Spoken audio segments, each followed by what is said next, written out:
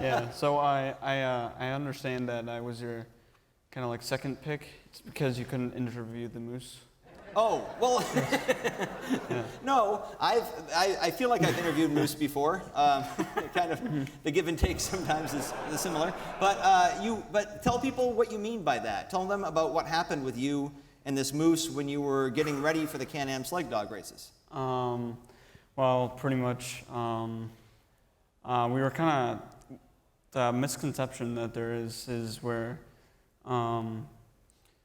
when you're on a sled dog team, pretty much it's way quieter. Like dogs don't bark or nothing. Sure, they're pretty focusing, much, right? They're concentrating on what they're doing. Yeah. Yeah. So pretty much out ahead of us, my dad noticed some foot tracks or some like footprints in the snow while we were coming in. My dad says there's a moose in the yard, so you gotta keep it slow just in case if it's still there.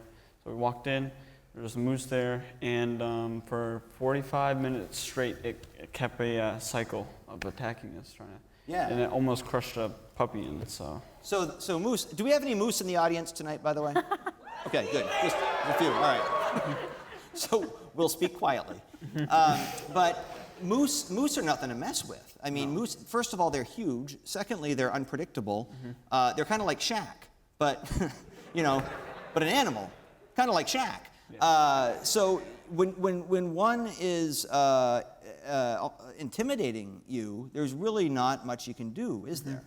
Yep. Especially when it's not leaving. Yeah. So it was gigantic, and my dad, he kind of tried to situate his snowmobile in the way of it and try to rev the engine, make sure. It only made it more mad. Wow.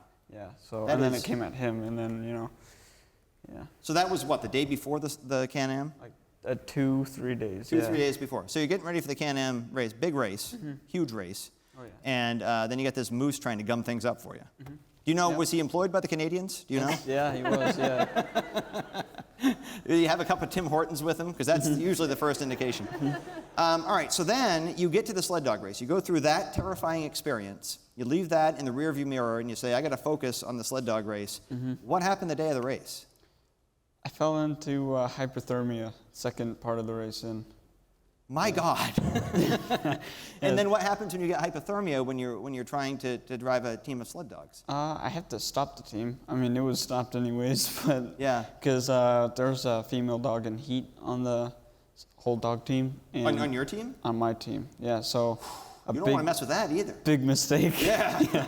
So pretty much it messed with my whole team. They weren't moving, and I was like, you know what? There's only one thing to do, and that's just to sit here.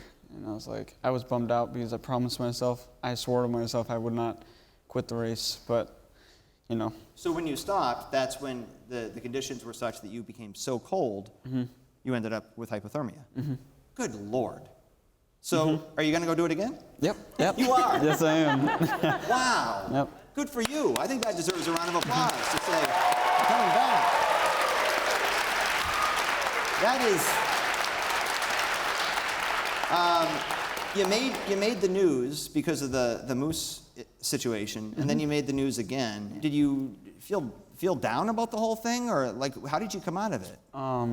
Nervous because I knew as soon as I'd go back to school, everybody was like, hypothermia, what? So that's exactly how it was for a couple of weeks, and I was like, I'm so ready to be done with this. My social battery, it's only 1 hour, but I was done by the end of it, so. Yeah.